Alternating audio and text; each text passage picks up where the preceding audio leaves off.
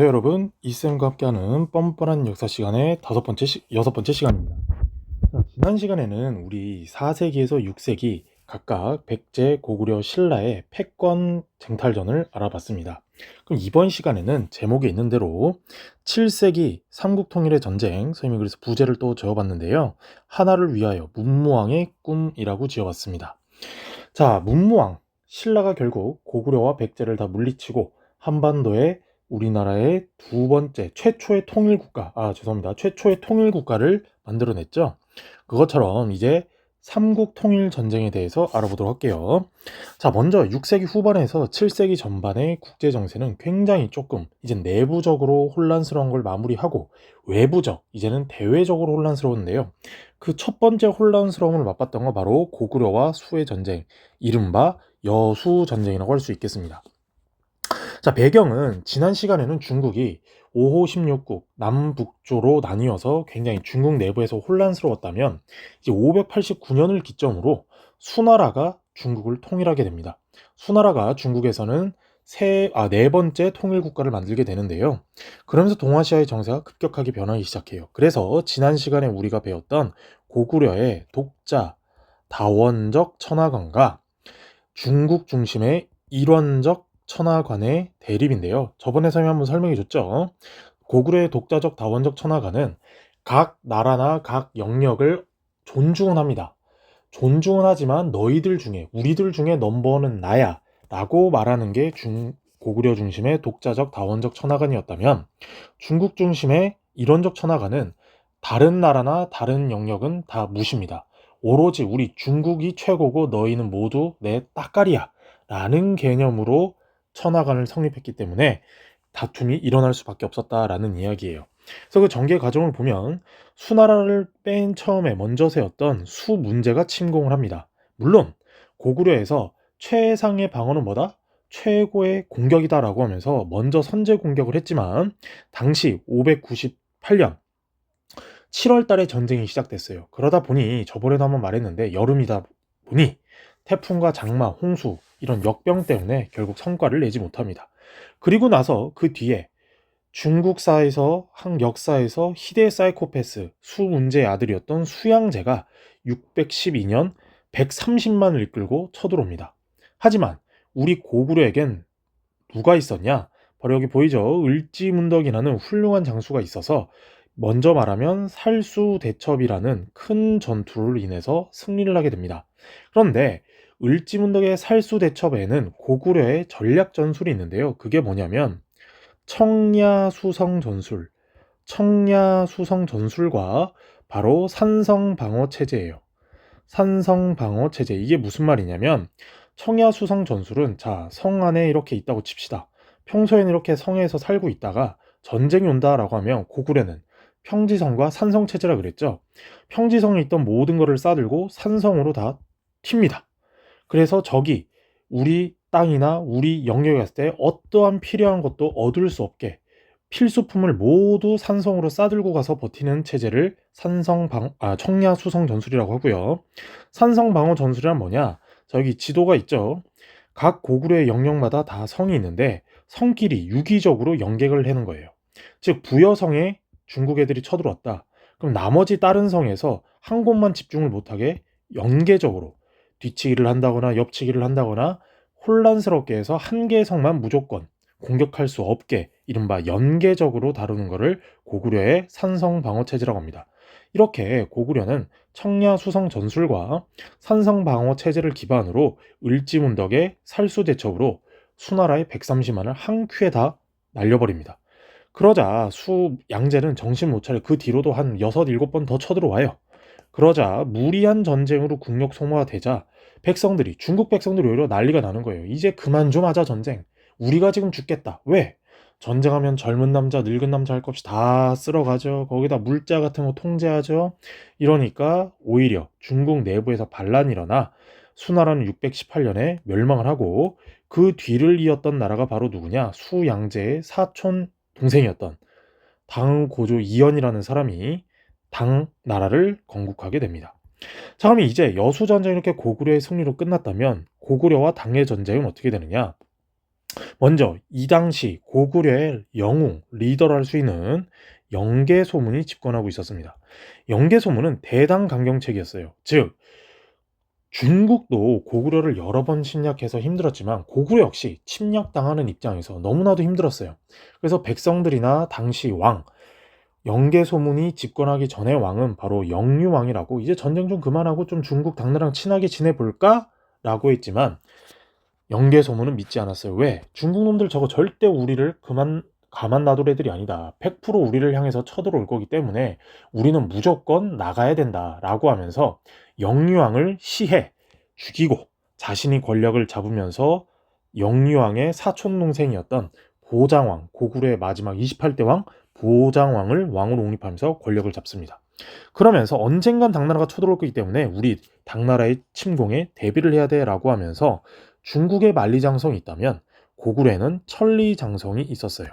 저기 지도에 보이죠? 천리장성이라고 해서 성을 만리장성 새로 뭐 쌓았다는 게 아니라 기존에 있던 고구려의 성들을 하나로 쭉 이었단 얘기예요. 그래서 그게 천리가 된다. 만리까지는 안 되고 천리가 된다라고 해서 천리장성이라고 했는데 역시나 영계소문의 말대로 당나라가 체제 정비를 하고 나니 당태종, 중국 역사상 최고로 훌륭했다는 당태종이 직접 고구려 정벌을 하면서 요동방면으로 세 갈래로 쳐들어옵니다. 자, 여기 지도를 한번 볼까요?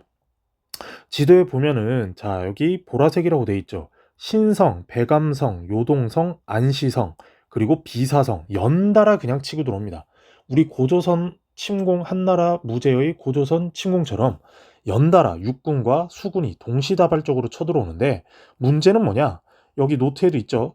요동성과 신성, 백암성이 다 함락이 됐어요. 그래서 바로 평양으로 가느냐? 아니면은 뒤에 요 쬐깐한 안시성인데 이걸 무시하고 그냥 갈까? 아니면 이것도 밟아버리고 갈까? 라고 했는데 당시 당태종의 부하들은 그냥 무시하고 갑시다. 저따 쬐깐한 성 공격해서 뭐예요? 라고 했지만 당태종은 진짜 지금으로 치면은 꽈르디올라처럼 전략 전술의 최고의 장수이자 황제였어요.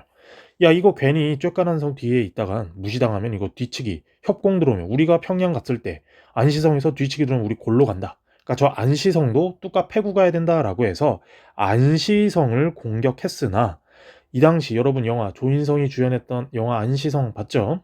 안시성의 성주 양만춘이라고 하는데 실존 인물인지 아닌지는 확실하지 않아요. 근데 야사에서 박지원이나 박제가의 야사에서 당시 안시성의 성주가 양만춘이었다. 그래서 양만춘이 쏜 화살에 우리 당태종이 국례찡처럼 눈 한쪽을 잊고 퇴각해서 결국엔 고구려가 승리할 수 있게 되었다라고 알려져서 우리가 양만춘이라고 하는데 어찌됐건 당태종은 요 안시성을 공격했으나 실패하고 결국엔 고구려의 승리가 됐습니다. 처음엔 이 여수 여당 전쟁의 승리의 의의를 보면은 굉장히 중요한데 의의 선생님이 항상 중요하다고 그랬죠. 역사에서는 목적, 과정, 내용, 의, 결과, 역량 이런 게 중요한데 의의를 보면은 고구려는 민족의 방파제로서 이른바 캡틴 아메리카의 그 방패처럼 쉴드 역할을 해줬단 얘기예요. 우리 한반도 영역에 있어서. 자, 만약에 고구려가 없었다고 칩시다. 그러면 바로 중국 세력이 신라나 백제로 쳐들어왔겠죠. 그런데 우리 민족을 든든히 지켜주는 맏형 역할을 하면서 한반도의 침략을 저지하고 중국 세력의 한반도 침략을 저지하고 고구려의 국제적 위상을 업그레이드 시켰다라는 이야기예요. 쉽게 말해주면 당시 최강국이었던 당나라가 고구려를 침공했다가 박살났다는 건데 지금으로 말하면 미국이 북한 쳐들어갔다가 개박살 난 거예요. 그러면 어떻겠어요? 북한의 위상이 업그레이드 되겠죠. 그런 것처럼 고구려의 국제적 위상이 올라갔다라는 겁니다. 자, 그러면 6, 7세기 만주와 우리 한반도 북부에서는 여수, 여당, 중국과 고구려의 전쟁이 험난했다면 남쪽에는 어떤 일이 있었는지 한번 보도록 할게요. 자, 당나라는 안시성 전투 패배 이후 이제는 대규모로 쳐들어가지 않습니다. 왜? 아까 추나라와 전쟁할 때도 봤던 청야수성 전술과 산성 방어 체제가 당나라에서 방어할 때도 굉장히 큰 도움이 됐어요. 그러다 보니 일단 고구려의 전략 전술을 약화시켜야 되겠다라고 해서 청야수성 전술과 산성 방어 체제를 약화시킬 목적이었어요. 왜? 여러분도 생각해 보세요. 아까 청야수성 전술 선생님이 그림 그리면서 설명했죠. 자, 전쟁이 시작됐다 그러면 평지성이 있던 거를 다 산성으로 옮기는데 여러분도 가족이랑 만약 부모님이 여름방학이나 겨울방학 때 뭐 유럽이나 다른 데 놀러 가자라고 해서 짐 싸라고 했어요. 근데 갑자기 부모님이 엄마 아빠 일이 생겨가지고 못 갈 것 같아. 그러면 풀었던 짐 어떻게 해요? 다시 싸야 되죠. 그만큼 이게 쌌다 풀었다 쌌다 풀었다 잤다 보니까 고구려 백성들도 굉장히 힘든 거예요. 그리고 또한 산성 방어 체제를 할지라도 지금과도 같은 대포 같은 건 없지만 성에 불화살이나 뭐 돌이나 이런 거 많이 던졌겠죠. 투석기를 활용해서. 그러다 보니까 전쟁을 계속 지속적으로 하기에는 쳐들어오는 공격자도 피곤했지만 방어자도 힘들었다. 그런데 공격자보단 방어자가 더 힘들어요. 왜?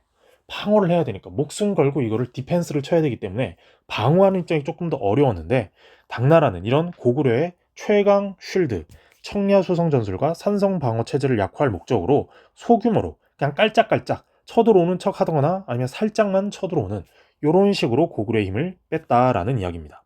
자, 그러면 남쪽 지역에는 어떤 일이 일어나고 있었느냐? 우리 지난 시간에 백제의 26대 왕 성왕이 비참하게 신라 진흥왕에게 목숨 잃었다 그랬죠.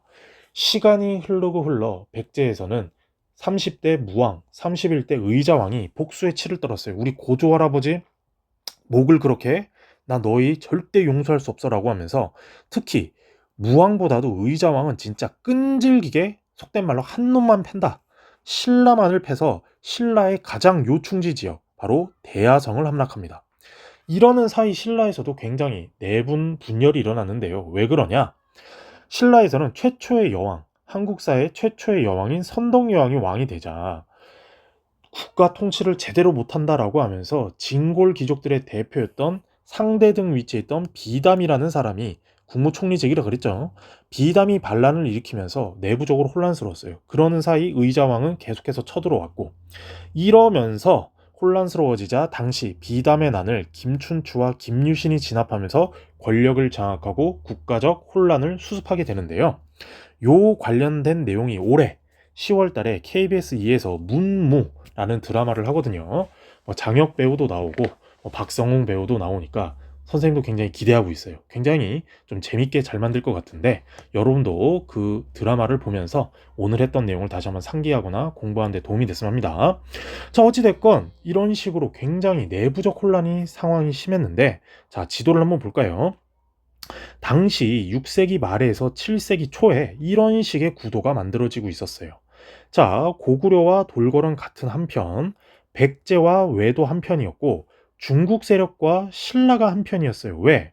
신라는 백제와 외가 자꾸 2대1로 때리니까 혼자선 상대하기 힘들겠죠. 그래서 처음에 고구려를 찾아갑니다. 고구려 영계소문에 찾아가서 나 너무 힘든데 좀 도와주세요. 라고 영계소문에게 요청을 하자 영계소문이 세상에 공짜는 없죠. 그럼 나 조건이 있어. 뭔데? 너네 우리한테서 빼앗아 갔던 한강 일대 땅을 돌려주면은 내가 생각해볼게 라고 하자 김춘추 입장에서는 피곤한 거예요. 왜? 힘들게 한강 땅을 차지했는데 이 한강 땅 잃으면은 신라는 진짜 옛날 말대로 개털된다 이 말이야. 그렇기 때문에 함부로 줄 수 없자 영계소문이 그래? 거절이야? 그럼 나 너랑 안 놀아라고 하면서 김춘추를 감금시킵니다. 그런데 김춘추가 여기서 뇌물을 써서 결국 빠져나오는데 빠져나올 때 어떤 이야기를 써먹느냐? 여러분 어렸을 때 뭐 토끼와 거북이 들어봤죠? 그 설화를 당시 고구려의 관리였던 선도해라는 사람이 김춘추한테 돈을 받고 그 이야기를 해줍니다. 그래서 결국 김춘추는 토끼와 거북이 이야기로 빠져나갔고 다시 왜? 백제와 한편이었던 외한테 가서 야 우리가 더 선진문물 잘 찔러줄 수 있어. 우리랑 같이 놀자라고 했지만 백제와 더 친했던 일본은 신라 김춘추의 요구를 깝니다. 그러자 신라 입장에서는 보세요. 한반도 내에서는 지금 도와줄 세력이 없자 바다 건너 당시 최강국이었던 중국 세력이랑 친하게 지내야 되겠다라고 해서 중국과 한 팀을 맺는데 선생님 뭔가 이상한데요? 돌궐 고구려 한편이고 백제 외라고 그랬는데 백제가 중국 세력과도 연계가 돼 있죠? 맞습니다. 백제 입장에서는 외랑도 친했지만 중국의 선진 문물을 받아야 됐기 때문에 중국 세력과도 친해졌어요. 이런 상황에서 결국 신라는 우리가 믿을 건 중국 세력밖에 없다 라고 해서 제일 중요한 내신, 수능, 모의고사, 한능검에 필수로 나오는 나당 동맹을 결국 체결하게 됩니다. 433년에 백제와 맺었던 나제 동맹이 파기가 되고 그 뒤에 648년 나당 동맹을 체결하게 되는데 그 내용을 보면 신라가 당나라에게 군수물자를 지원합니다. 왜? 신라도 당나라한테 필요한 존재였고 당나라도 신라가 필요한 존재였는데 먼저 신라가 조금 굽히는 저자세로 나가자 중국에서 먼저 딜을 크게 쳐요. 그래서 좋아, 그럼 우리가 너의 요구를 해줄 테니 너희가 우리의 필요한 군수 물자를 대라라고 했는데 그 이유는 뭐냐? 중국에서 물자를 바리바리 싸들고 가는 것보다는 중국은 막대한 군사력을 끌고 가고 신라가 그 밑에서 필요한 물자 지원해주면 더 조금 더 효율성이 있었기 때문에 첫 번째 내용이었고요. 두 번째는 신라와 당의 영토 분할 협정인데 요 영토 분할 협정이란 내용이 뭐냐? 자, 이렇게 판서를 할 수가 있는데 당나라는 고구려 땅을 갖기로 하고 신라는 백제 땅을 갖기로 한 거예요. 이렇게 당은 고구려 땅을, 신라는 백제 땅을 나눠 먹기로 한다라는 내용이 나당 동맹의 영토 분할 협정이라고 할 수가 있겠습니다. 자, 이렇게 이제 어느 정도 준비를 해서 시간이 흘러서 백제 의자왕도 매너리즘에 빠져요. 내가 열심히 신라를 뚝갑 해가지고 제일 중요한 경주로 들어가는 요 합천, 지금의 경남 합천 지역인데 경주로 들어가는 최단거리 코스예요. 여기까지 점령하고 신라 뚝갑 패니까 신라 찍도 못 된다. 이러면서 매너리즘에 빠지게 되는데 의자왕의 실정과 지배층의 분열이에요. 왜? 왕이 중심을 딱 잡고 제대로 하면은 잘 넘어가겠지만 왕이 막 나가니까 귀족들도 막 나가겠죠. 이 틈을 타고 든 나당 연합군이 바로 기습전을 벌입니다. 그래서 김유신의 신라군과 계백의 백제군이 황산벌에서 격돌하게 돼요. 여러분 영화 황산벌 봤었죠? 예전에 했던 영화인데 그래서 결국 5만 대 5천, 거의 10배가 넘죠. 계백의 백제군이 잘 버텨줬지만 그 수적 열세를 이겨내지 못하고 결국에는 뚫립니다. 그러면서 백제 수도 사비까지 진격을 하고 그럼 당나라는 뭐 했느냐? 백기를 타고 쭉 물길로 오고 있었고 신라군은 고구려 치는 척 하다가 남쪽으로 선회해서 뚝갑 해가지고 결국에 사비성까지 함락하게 되면서 백제의 수도였던 지역에는 웅진 도독부라는 바로 우리 고조선 한사군처럼 당나라의 식민 통치 기구였던 웅진 도독부가 설치하게 됐어요. 그러자 백제에서도 멸망을 했지만 660년에 멸망을 했지만 백제 부흥운동이라는 걸 일으키면서 주류성, 지금의 충청남도 예상 서천군, 그리고 임존성, 충청남도 죄송해요. 주류성이 충청남도 서천군, 임존성이 충청남도 예산군에서 각각 복신과 도침, 흑치상지라는 사람들이 중심이 되어서 백제 부흥운동을 벌였고 당시 7세기 동아시아의 국제전투였던 바로 백강 전투를 벌이게 됩니다. 그래서 백제죠, 일본이죠, 신라 있죠, 중국 있죠, 한중일 7세기 동아시아의 국제전인 바로 이 백강 전투를 벌이지만 역시나 내부 분열과 외부의 침투로 인해서 실패를 하게 됩니다. 그래서 결국에 백제 땅에는 요 웅진 도독부가 설치를 하게 되면서 백제를 당나라가 식민 통치하게 됩니다. 자, 그러면 이제 시간이 흘러서 고구려의 멸망으로 가봐야 되겠죠. 자, 고구려의 멸망은 어떻게 되느냐? 수당과 거듭된 전쟁으로 국력이 너무 심각했어요. 수나라 지나가니까 당나라 싸워, 당나라는 또 세력이 강건하니까 계속 쳐들어와. 이러는 사이에 고구려 백성이 이제 전쟁 좀 그만하고 싶다라고 했지만 영계 소문이라는 강력한 카리스마로 인해서 결국에는 버티고 버텼는데 결국엔 영계 소문 죽고 나서 고구려 지배층이 분열됩니다. 왜? 영계 소문에게는 3명의 아들이 있었는데 연남생, 연남건, 연남산이 있었는데 이 아들 3명이 영계 소문의 권력을 가지고 쟁탈을 벌인 거예요. 이러다 보니 고구려가 또 힘이 빠지고 있겠죠. 안 그래도 힘든데 내부 분열이 일어나자 나당 연합군은 지금이 기회다. 우리 고구려 바로 쳐들어가자. 라고 했지만 아직까지는 우리 요 영계 소문 아저씨가 카리스마 겁나 멋있어. 아주 굳건하게 버텼단 말이에요. 그런데 결국 연계 소문이 죽자마자 연남생이 동생들과의 권력 투쟁에서 패배해서 이 멍청한 아이가 자신의 조국을 배신하고 당나라로 가버립니다. 그리고 영계 소문의 동생인 연종토는 조카들이 아주 그냥 꼬라지가 개판 나니까 이거 나라 끝장났다. 나는 신라 갈래.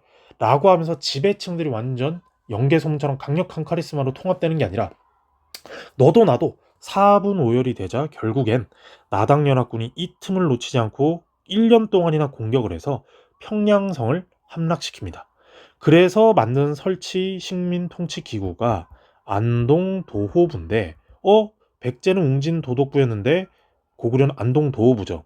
여러분, 도호부가 도독부보다 더 큰 단위입니다. 자, 그걸 알아둬야 돼요. 그래서 이 안동 도호부를 설치해서 한반도를 전체 관할하는 거예요. 한반도를 전체 관할 임무를 갖고 있는데, 당나라는 우리 아까 나당 동맹의 내용이 뭐예요? 신라가 당나라에 대한 군수물자를 지원하고 영토 분할 협정하기로 했죠. 그러면 고구려 땅은 누가 갖고? 맞습니다. 당나라가 갖고 백제 땅은 신라에게 줘야 되는데 그 생각이 없었다는 게 여기 나오는 거예요. 안동도호부를 설치함으로써 한반도 전체를 관할한다 그러죠. 신라가 있는데 그러면 신라도 관할하겠다는 이야기죠. 신라 너희도 내 당나라 따까리이기 때문에 내 말 들어. 내 너희 직접 통치할 거야. 라는 의도가 깔려 있었다는 이야기예요.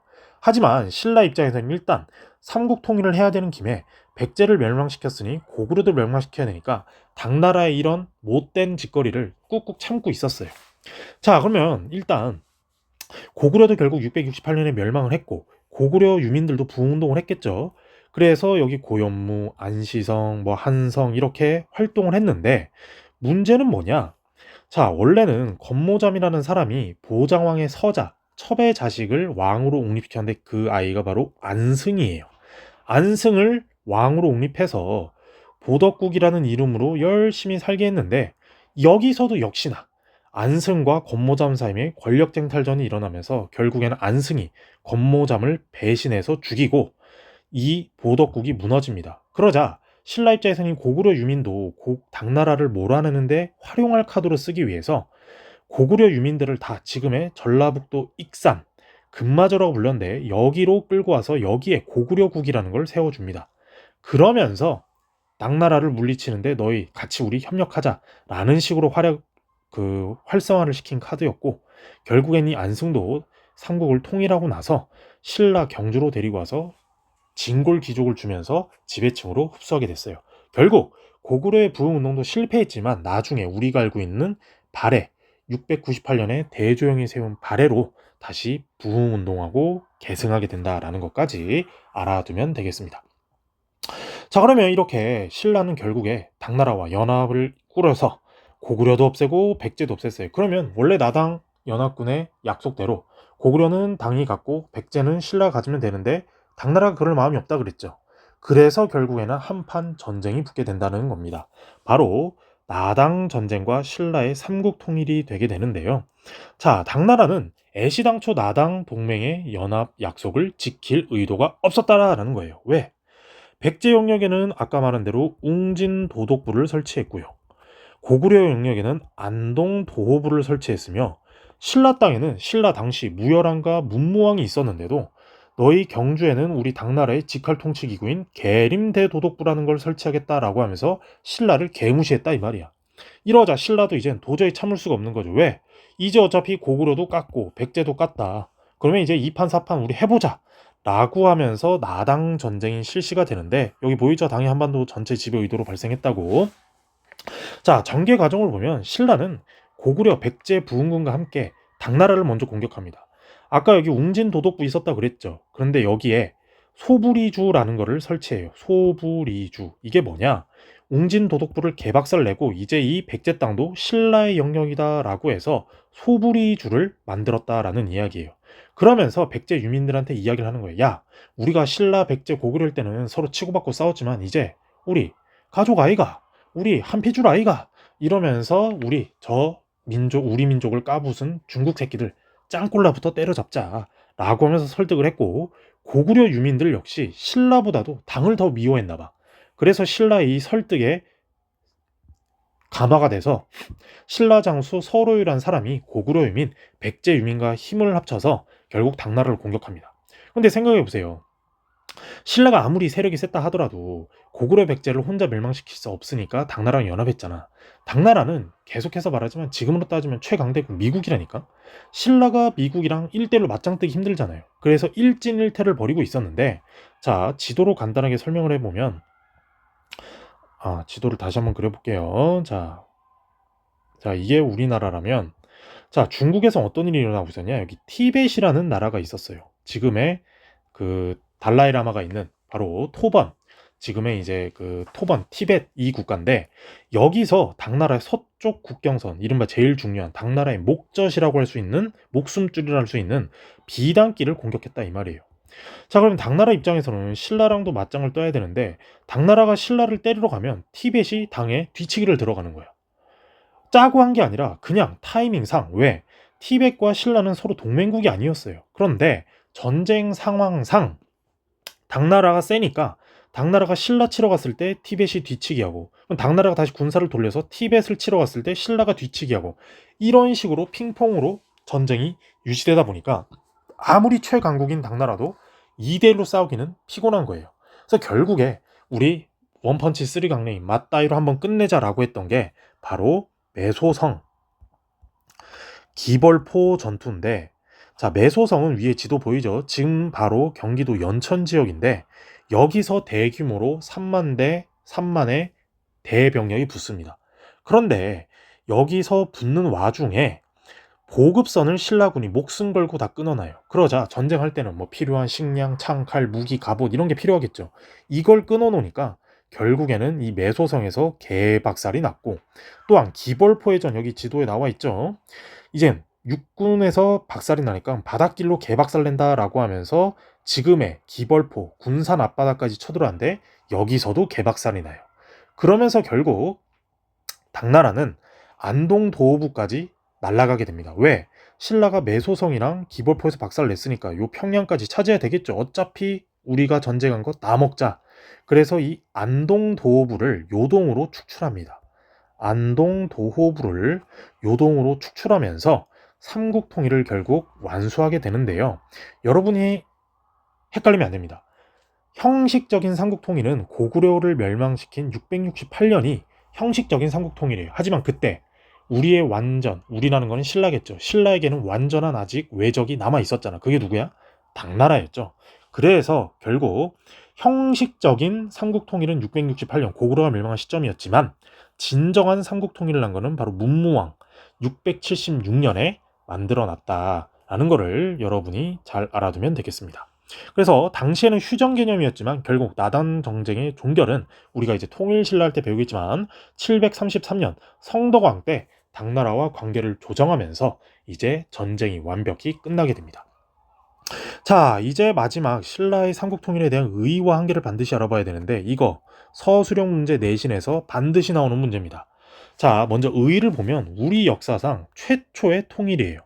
자, 우리는 지금 역사를 배워왔죠. 고조선, 부여, 옥저, 동예, 사만, 마한, 진안, 변한, 고구려, 백제, 신라, 가야, 이 수많은 국가들을 완벽히 하나로 통일한 국가가 없었는데 이제 완벽히 신라가 삼국을 대표로 해서 통일했다라는 이야기예요.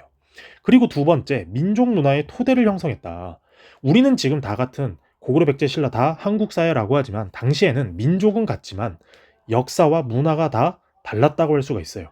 그런데 이제 신라가 삼국 통일을 하면서 민족 문화 토대, 고구려, 백제, 신라, 가야의 문화를 다 리믹스해서 만들어놨고, 세 번째는 한반도의 점령 야욕, 당나라, 중국, 짱꼴라 애들이 우리 한반도를 차지하려는 것을 깨부쉈다라는 게 의의라고 할 수가 있겠습니다. 그러면 반대로 한계는 무엇이냐? 당나라, 외세라고 해야 되겠죠. 외세입니다. 여러분 흔히 이것을 쓰라고 할 때 외제라고 하는 친구들이 있는데 외제는 사물한테 쓰는 말이에요. 외세란 명사예요, 명사. 그렇기 때문에 세력이나 뭐 이런 사람이라고 하는데 지칭을 하는 거지 외제라고 하면 사물에 해당되기 때문에 외세라고 잘 알아둬야 됩니다. 외세인 당나라를 끌어들여 통일을 완수했기 때문에 자주성, 독자적으로 한 것은 좀 떨어진다라고 여러분이 알아두면 되겠습니다. 그리고 영토를 상실했어요. 고구려의 그 방대한 영토, 여기 한번 볼까요?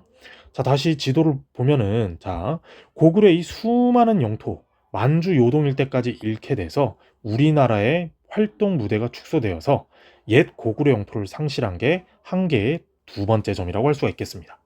이렇게 우리는 이번 시간 고구려와 백제의 멸망, 그리고 신라의 삼국 통일에 대해서 알아봤는데요. 자, 선생님이 오늘 별표 3개 치면서 중요하다고 했던 거 있죠. 요 것들을 중심으로 보면서 여러분이 복습을 잘 하시면 되겠고요. 매번 말합니다. 요 수업 노트가 필요한 친구들은 댓글로 메일 주소를 알려주시면 선생님이 보내드리도록 할게요. 자, 오늘 수업은 여기까지고요. 좋아요, 구독, 댓글 부탁드립니다. 다음 시간에 이쌤과 뻔뻔한 역사 이어나가도록 할게요.